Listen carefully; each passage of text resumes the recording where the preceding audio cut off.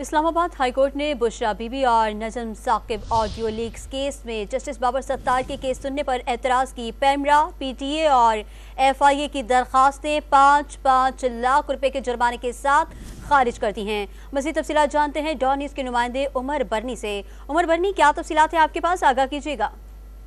जी देखिए, Islamabad high court में जेर समाअत नजम साकिब बुशरा बीबी ऑडियो लीक्स के खिलाफ दरख्वास्तों में अहम पेशरफ्त सामने आई है। जस्टिस बाबर सत्तार ने बेंच पर एतराज से मुतल्लिक एफआईए, आईबी, पैमरा और पीटीए की जो दरख्वास्तें हैं वो मुस्तरद कर दी हैं। अदालत ने एफआईए, आईबी, पैमरा, पीटीए पर 5-5 लाख रुपए जुर्माना भी आयद कर दिया है। अदालत ने इन तमाम फरीकैन के खिलाफ तौहीन अदालत की कार्रवाई का अंदिया भी दे दिया है।